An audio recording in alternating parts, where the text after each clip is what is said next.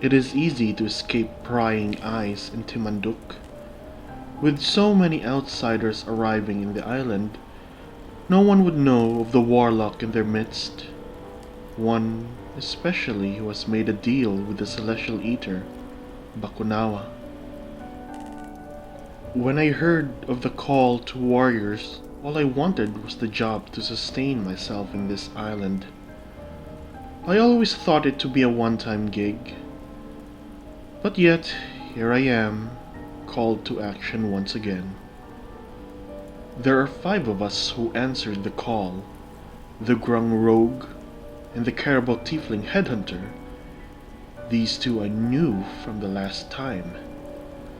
The other 2 are new: a human barbarian who does not know the meaning of a decent shirt, and an Umalaga Dragonborn, who I believe is a Babaylan, the Abayan spirit taking the form of a crocodile traveling with him as a proof of his profession.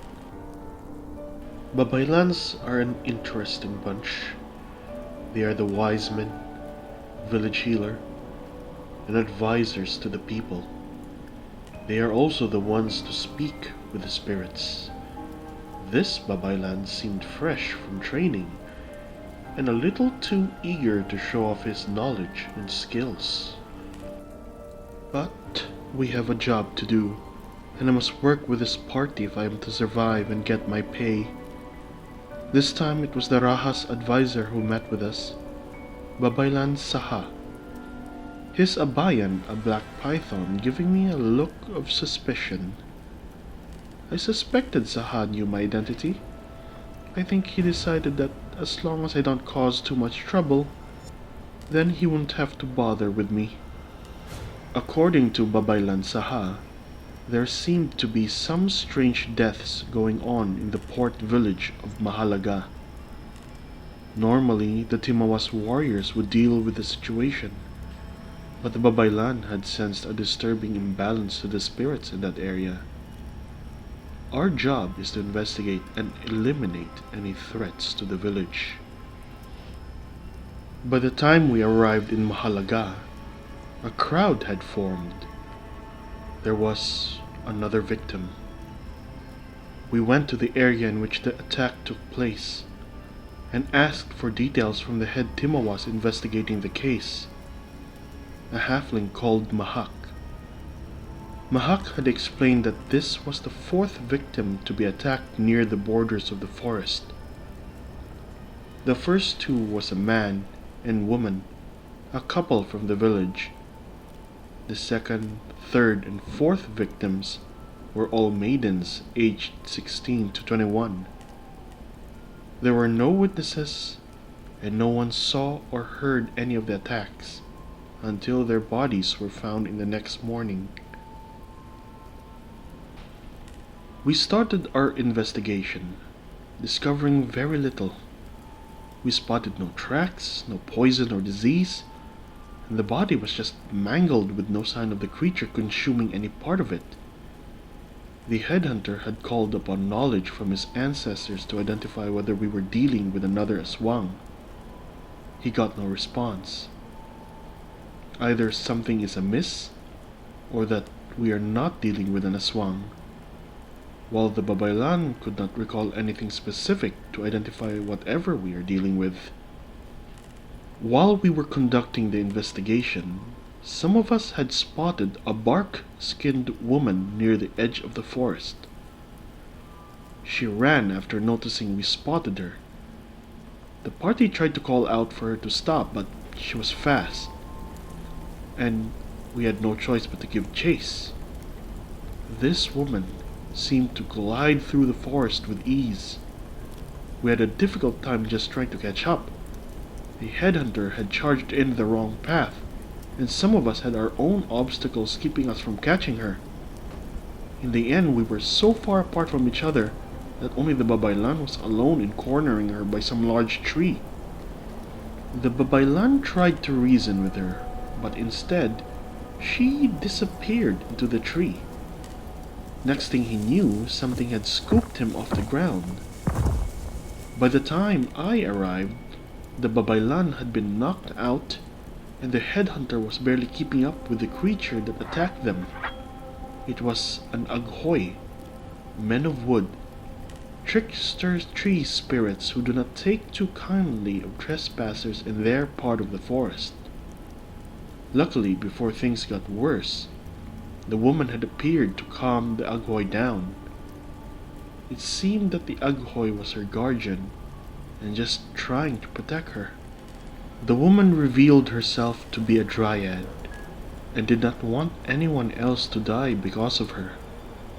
At first she was reluctant to speak with us, but I had promised that we would not cause her any more trouble as long as she can tell us what happened in Mahalaga. The dryad told us her name was Plumeria, and that she was the lover of a young man in that village. Plumeria had loved the man, but did not know that he had already been engaged to another. In the end, the man had left her. But what the man didn't know was that Plumeria had been pregnant with his child. In a fit of rage and grief, Plumeria had done the unthinkable. She had ripped the child from her belly and buried him underneath the roots of a banaba tree. Her torment and rage must have seeped malice into the child, which caused a curse to grow. The child had become a Tiyanak. Ghoulish infants arisen from unborn fetuses. They claw their way out of the earth in mounds, with their umbilical cords still attached to their bellies. They have an insatiable appetite for life that they never had the chance to live. This Tiyanak had found the man and his wife and murdered them, but it did not stop. The Tiyanak was not wholly mortal in the first place, and the potency of the Dryad's lineage may have caused the curse to be far more deadly. It started to attract young women with its cries and butchered them as they came. Plumeria had tried to save these women, but the Tiyanak was far more powerful. She then begged her party to stop her child by any means necessary. The land in which the banaba tree is located had become desolate. Malice and dark energies gather there to strengthen the Tiyanak. If it is not stopped, then this evil will continue to grow. After hearing her story, our party asked how we could stop the curse. Plumeria suggested a ritual of purification on the banaba tree. She had once attempted it but could not step onto the land which was now corrupted by the curse. In the end, we must do this ourselves. After our preparations, we received directions from the Dryad and left to stop the curse. She had warned us not to trust the wailing of the cursed child, lest it leads to disaster. Perhaps we should have taken that warning seriously. As we traveled to the grave of the Tiyanak, dark clouds appeared, and rain had suddenly poured, and the noise of the forest had stopped. There was this gut feeling of dread in the air, and the scent of death all around us. We continued on, and suddenly stopped when we heard the cries of a child in the distance. We decided to check it out, but when the cries turned to a sound of rushing water, we knew we had made a mistake. It was a trap.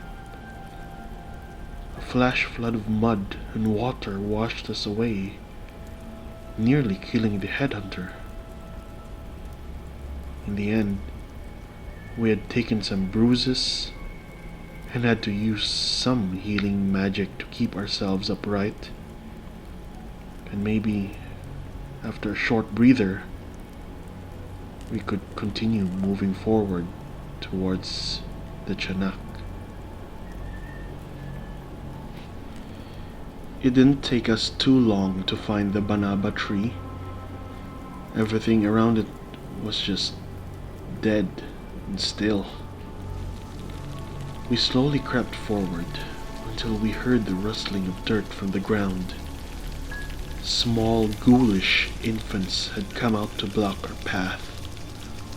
The curse was now strong enough to call on these dark creatures. And so we fought. The ghoulish infants had climbed on us and used their teeth and claws to rip out pieces of meat from our bodies. Tiyanaks may be small, but their bites are deadly. Their salivas can paralyze a full-grown man, where they can rip you apart as you lay on the ground, feeling everything and unable to do anything to stop it. During the fight, our rogue found an opening where he took the ingredients of their purifying ritual and leapt for the banaba tree. As a grung, his lineage came from spirits who climbed up from the dark waters of the underworld to regain mortality. He could conduct the ritual by splashing salted water on the grave of the Tiyanak. We saw him take the salted water as it sizzled and blackened the tree.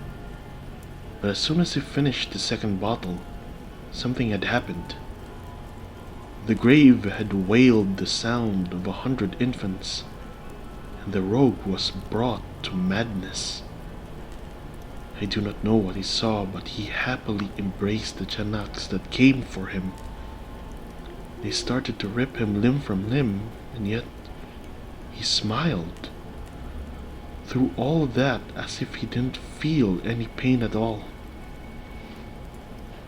We tried to push through, but the Tiyanaks had merged as a single swarm to block our path. Weapons and magic came crashing down as we tried to defeat these dark creatures. But there were so many. The barbarian and headhunter drowned in a mass of blood and bodies as the Tiyanaks clawed and bit into them. I had used every skill and magic I could conjure to push them back. In a howl of rage, the barbarian had stood back up and pushed the swarm of Tiyanaks with all his strength. It was a sight to behold. The Babaylan took this chance to finish the ritual as he enjoyed the madness seeping into him. The ritual of purification was finished. The blackened banaba tree burned in a flame of light. The Tiyanaks melted into black ichor. We had won, but our rogue was far too close when the Tiyanaks perished. His wounds were covered in their blackened blood, and it changed him physically. I've never seen anything like it. The rogue's head had shrunk and merged with his chest. We examined it to be some sort of curse. Unfortunately, we do not have the means to cure him, and this kind of curse was not something the villagers take too kindly on. This curse is dark and terrible.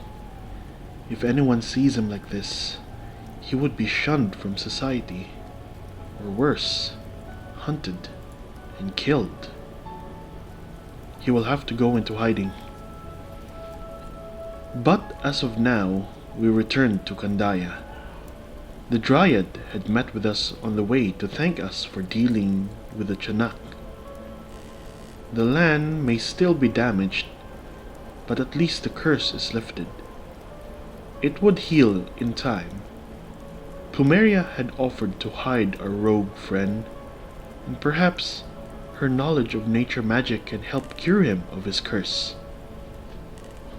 We reported back to Babaylan Saha and received our compensation. This time, we had managed to survive, but barely. If we are to continue with these quests, then we must get stronger. I bid farewell to my party, knowing we may meet again to answer the call of warriors. I return to speak with my patron and reflect on the events of this adventure. Thanks for listening. Continue rolling those dice. And if you like my content, then like and subscribe so I can upload more stories like this in the future.